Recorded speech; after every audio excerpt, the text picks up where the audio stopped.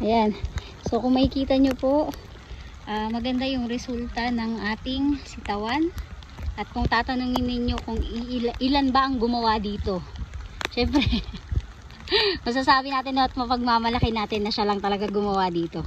Siya lang, sin. Kaya basta pag ginusto naman natin, yes. Pag ginusto nyo, kaya nyo. Pag ginusto naman, kahit sino, kaya. Nasa sa'yo yun. Yes. So ang ginawa niya dyan is, ano niya, ang inuna niya, ano bang inuna mo dito, di?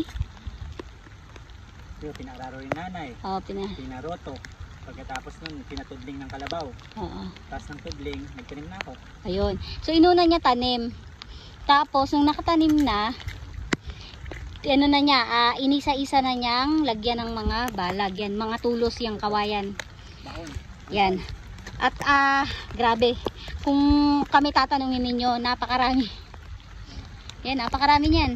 At kung kami ang tatanungin ninyo, napakaraming mga comments kaming na-receive.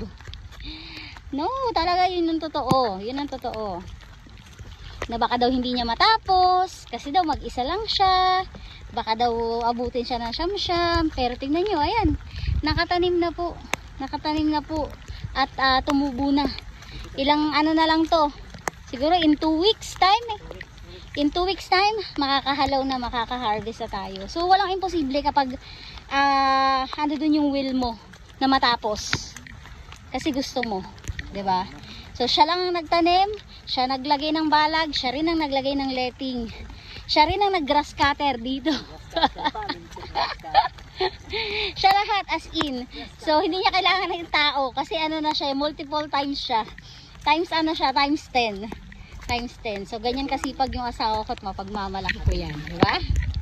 Oh, tingnan mo naman. Diba? Tapos, siyempre si nanay tumulong din. Tumutulong siya. Madaling araw, umigising na yun. Tapos, sinusundan niya yung mga damo. Sinusundan niya yung mga gumagapang. Pinapagapang niya sa letting. Yan.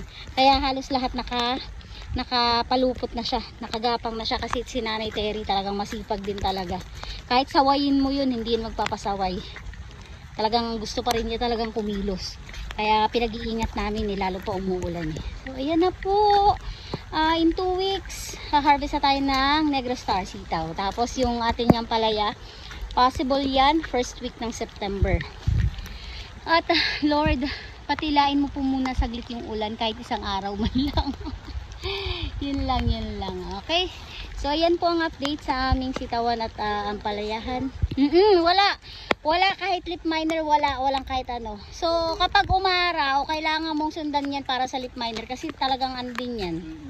Tas punggos dahil nga punggos talaga. Dahil umulan. So, yan. Ganda ng dahon eh. Wala ka naman kasi masasabi talaga pag Negro Star. Diba?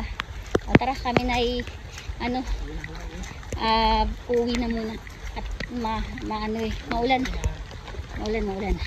Okay.